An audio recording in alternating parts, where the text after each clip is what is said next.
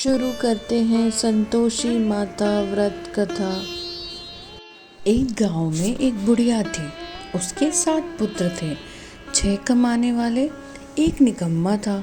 बुढ़िया माँ 6 पुत्रों को रसोई बनाती, भोजन कराती। जो बचता वो 7वें पुत्र को दे देती थी, परंतु वो बड़ा भोला था, मन में विचार न करता था। एक दिन अपनी बहू से बोला, देखो मेरी माता का मुझ पर कितना प्यार है। वो बोली, क्यों नहीं, सबका जूठा बचा हुआ तुमको खिलाती है। वो बोला, ऐसा भी कहीं हो सकता है? मैं जब तक अपनी आंखों से न देखूं मान नहीं सकता। बहू ने कहा, देख लोगे तब तो मानोगे। कुछ दिन बाद बड़ा त्योहार आया। घर में 7 प्रकार के भोजन व चूरमा के लड्डू बने। वो जांचने के लिए सिर दर्द का बहाना कर पतला कपड़ा सिर पर ओढ़कर रसोई में सो गया और कपड़े में से सब देखता रहा। 6 भाई भोजन करके आए। उसने देखा माँ ने उनके लिए सुंदर सुंदर आसन बिछाए, 7 प्रकार की रसोई परोसी व आग्रह करके उन्हें खिलाती गई जमा जमा के। वो देखता रहा। 6 भाई भोजन करके उठे, तब जूठी थालियों में से लड्डुओं के टुकड़े उठाकर एक लड्डू बनाया। जूठन साफ कर माँ ने उसे पुकारा, उठ बेटा, 6 भाई भोजन कर गए, अब तू ही बाकी है, उठना, कब खाएगा? वो कहने लगा, माँ मुझे भोजन नहीं करना, मैं परदेश जा रहा हूँ। माता ने कहा, कल जाता हो तो आज चला जा। वह बोला, हाँ हाँ आज ही जा रहा हूँ। ये कहकर वो घर से निकल गया। चलते समय बहू की याद आई। वह गौशाला में कंडे ताप रही थी। वहाँ जाकर बोला, दोहा, हम जावे परदेश को, आवेंगे कुछ काल, तुम रहियो संतोष से, धर्म आपनो पाल। वह बोली, जाओ पिया आनंद से, हमरे सोच हटाए, राम भरोसे हम रहे, ईश्वर तुम्हें सहाय। देव निशानी अपनी, देख धनु मन धीर, सुधी हमारी ना, बिसारियो रखियो मन गंभीर। वह बोला, मेरे पास तो कुछ भी नहीं, ये अंगूठी है सो ले लो और अपनी निशानी मुझे दो। वह बोली, मेरे पास क्या है, यह गोबर भरा हाथ है। यह कह उसकी पीठ में गोबर के हाथ की थाप मार दी। वो चल दिया। चलते चलते दूर देश में पहुंचा। वहाँ एक साहूकार की दुकान थी। वहीं जाकर कहने लगा, भाई मुझे नौकरी पर रख लो। साहूकार को ज़रूरत भी थी। बोला, रह जा। लड़के ने पूछा, तनख्वाह क्या दोगे? साहूकार ने कहा, काम देखकर दाम मिलेगा। साहूकार की नौकरी मिली। वह सवेरे 7 बजे से रात तक नौकरी करने लगा। कुछ दिनों में साहूकार का सारा लेन देन का हिसाब, ग्राहकों को माल बेचना, सारा काम करने लगा। साहूकार के 7-8 नौकर थे। सब चक्कर खाने लगे कि ये तो बहुत होशियार बन गया। सेठ ने भी काम देखा और 3 महीने में उसे आधे मुनाफे का साझीदार बना दिया और 12 वर्ष में नामी सेठ बन गया और मालिक सारा कारोबार उसके ऊपर छोड़कर बाहर चला गया। अब बहू पर क्या बीती सुनो। सास ससुर उसे दुख देने लगे। सारी गृहस्थी का काम करा के उसे लकड़ी लेने जंगल में बेचते और घर की रोटियों के आटे से जो भूसी निकलती उसे रोटी बनाकर रख दी जाती और फूटी नारियल की नरेली में पानी। इस तरह दिन बीतते रहे। एक दिन वो लकड़ी लेने जा रही थी कि रास्ते में बहुत सी स्त्रियां संतोषी माता का व्रत करती दिखाई दी। वो वहाँ खड़ी हो कथा सुन बोली, बहनों तुम किस देवता का व्रत करती हो और इसके करने के क्या फल होते हैं? इस व्रत के करने की क्या विधि है? यदि तुम अपने इस व्रत का विधान मुझे समझाकर कहोगी तो मैं तुम्हारा बड़ा एहसान मानूंगी। तब उनसे एक स्त्री बोली, सुनो, ये संतोषी माता का व्रत है। इसके करने से निर्धनता, दरिद्रता का नाश होता है, लक्ष्मी आती है, मन की चिंताएं दूर होती है। घर में होने से मन को सुख, प्रसन्नता और शांति मिलती है। व्रत के दिन घर में खटाई कोई न खावे, ये सुनकर बहू चल दी। रास्ते में लकड़ी के बोझ को बेच दिया और उन पैसों से गुड़ चना ले माता के व्रत की तैयारी कर आगे चली और सामने मंदिर देख पूछने लगी, ये मंदिर किसका है? सब बच्चे कहने लगे, संतोषी माता का मंदिर है। ये सुन माता के मंदिर में जा माता के चरणों में लौटने लगी। दिन हो विनती करने लगी, माँ मैं निपट मूर्ख हूँ, व्रत के नियम कुछ जानती नहीं हूँ, बहुत दुखी हूँ। हे माता जगत जननी, मेरा दुख दूर कर, मैं तेरी शरण में हूँ।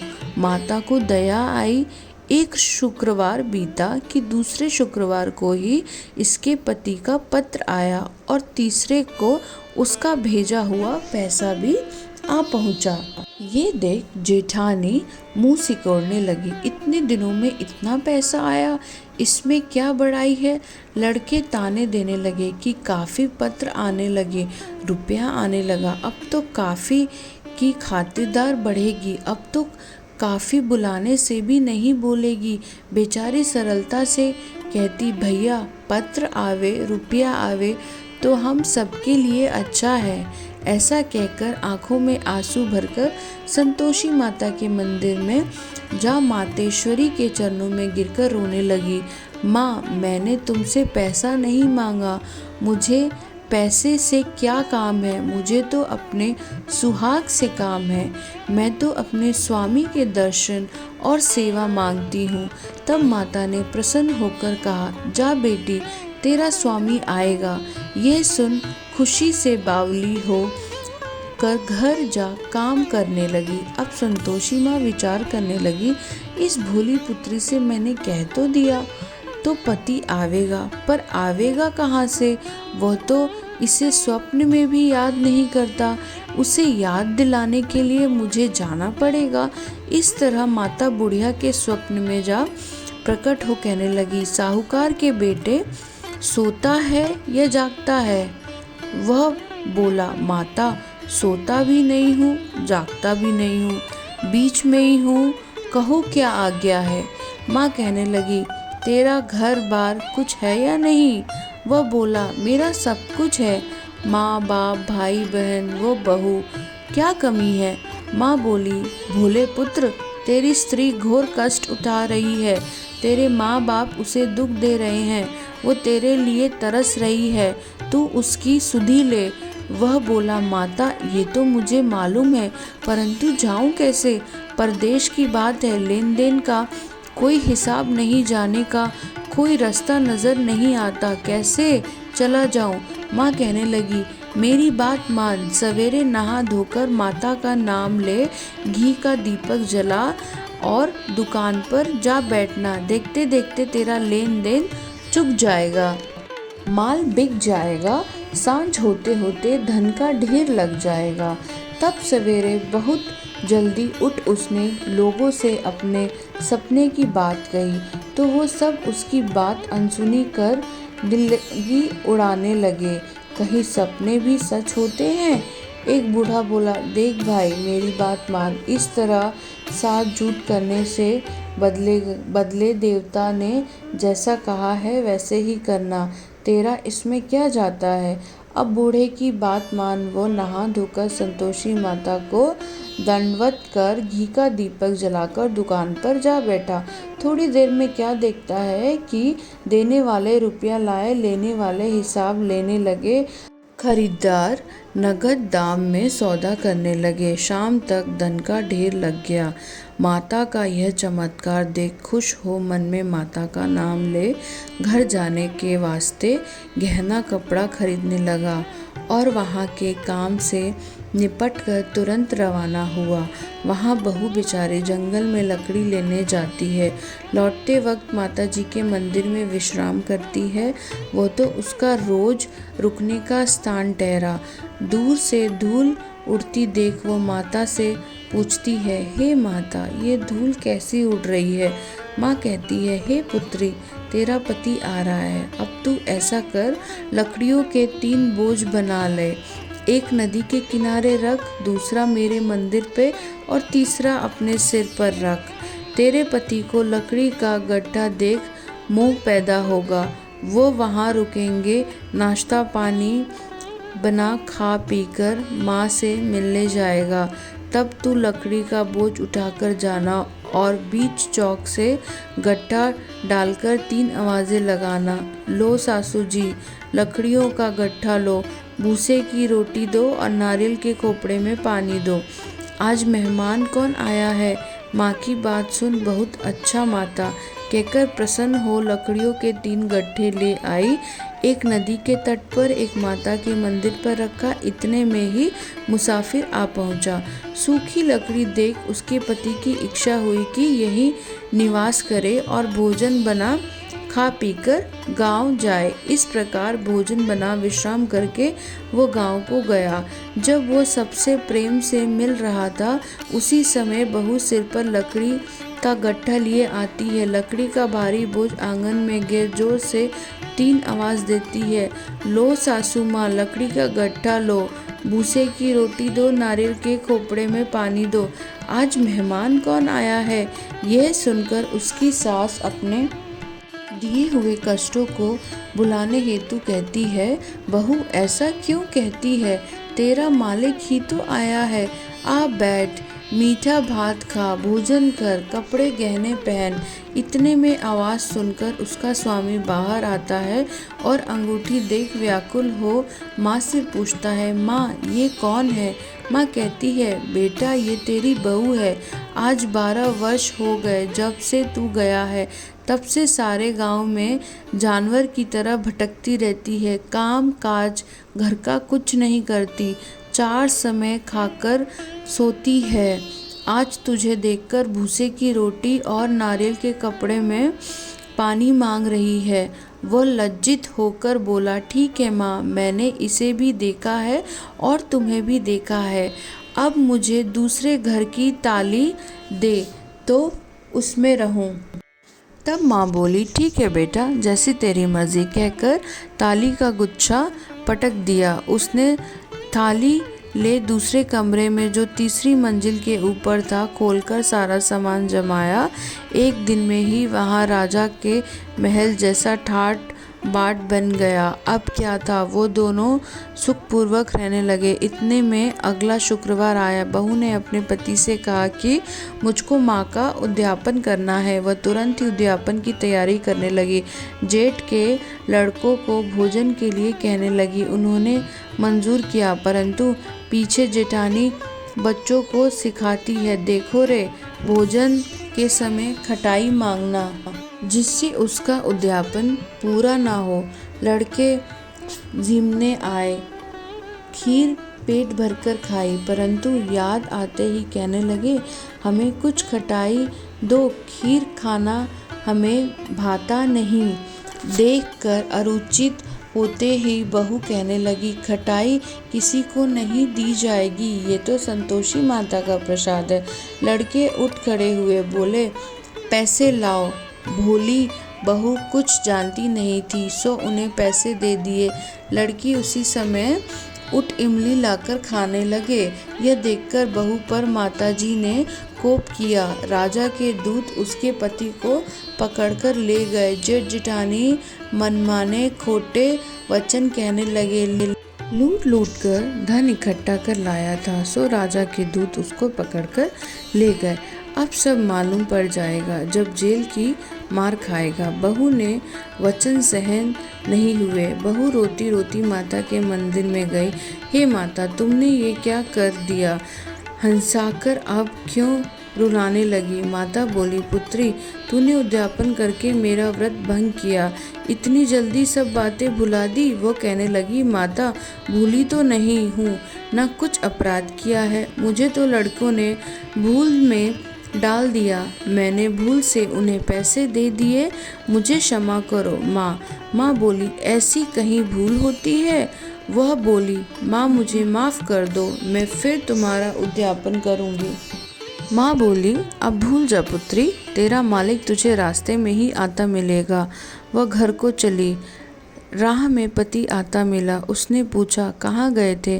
तब वो कहने लगा, इतना धन जो कमाया था उसका टैक्स राजा ने मांगा था, वो भरने गया था। वो प्रसन्न हो बोली, भला अब घर चलो। कुछ दिन बाद फिर शुक्रवार आया।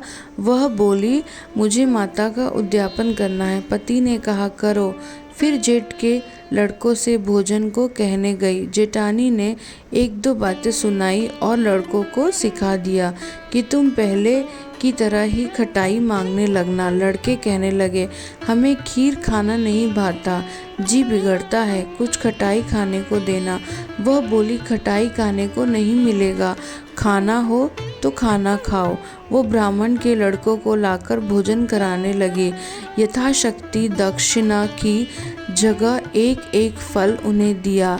इससे संतोषी माँ प्रसन्न हुई। माता की कृपा होते ही 9वें मास उसको चंद्रमा के समान सुंदर पुत्र प्राप्त हुआ। पुत्र को लेकर प्रतिदिन माता जी के मंदिर जाने लगी। माँ ने सोचा कि वह रोज आती है, क्यों ना मैं इसके घर चलूं, इसका आसरा देखूं तो सही। यह विचार कर माता ने भयानक रूप बनाया। गुड़ और चने से सना मुख, ऊपर सूंड के समान होठ, उस पर मक्खियाँ भिनभिना रही थी। दहलीज में पांव रखते ही उसकी सास चिल्लाई, देखो रे, कोई चुड़ैल चली आ रही है, लड़कों इसे भगाओ नहीं तो किसी को खा जाएगी। लड़के डरने लगे और चिल्लाकर खिड़की बंद करने लगे। बहू रोशनदान से देख रही थी। प्रशंसा से पागल होकर चिल्लाने लगी, आज मेरी माता मेरे घर आई है। ये कहकर बच्चे को दूध पीने से हटाती है। इतने में सास का क्रोध फूट पड़ा। बोली, इस चुड़ैल को देखकर इतनी क्यों उतावली हो रही है, जो तूने अपने बच्चे को ही पटक दिया। इतने में माँ के प्रताप से जहाँ देखो वहीं लड़के ही लड़के नजर आने लगे। वह बोली, माँ जी, जिसका मैं व्रत करती हूँ ये वही संतोषी माता है। इतना कह झट से सारे घर के किवाड़ खोल देती है। सबने माता के चरण पकड़ लिए और विनती कर कहने लगे, हे माता, हम मूर्ख हैं, हम अज्ञानी हैं, पापी हैं। तुम्हारे व्रत की विधि हम नहीं जानते। तुम्हारा व्रत भंग करने का अपराध हमने किया है। हे माता, हमें क्षमा करो। उस प्रकार माता प्रसन्न हुई। माता ने बहू को जैसा फल दिया वैसा माता सबको दे। तो संतोषी माता की कथा समाप्त होती है। संतोषी माता का व्रत और उसकी कथा सुनने मात्र से ही सारी मनोकामनाएं की पूर्ति होती हैं। तो मन में श्रद्धा रखकर पूरे विधि विधान से संतोषी माता का व्रत करना चाहिए। उनकी शाम को पूजा करना चाहिए, आरती अर्चना करना चाहिए। अगले दिन विधि विधान से व्रत का पारण करके व्रत खोलें। और हाँ, इस बात का विशेष ध्यान रखें कि जब आप व्रत करें तो आपके पूरे घर में कोई भी खट्टी चीज़ें ना खाएं, जैसे कि इमली हो गया, टमाटर का प्रयोग आप उस दिन अपने खाना में ना करें। और पूरे मन से श्रद्धा से संतोषी माता की पूजा अर्चना कर अपने व्रत को पूर्ण करें। तो बोलिए संतोषी माता की जय।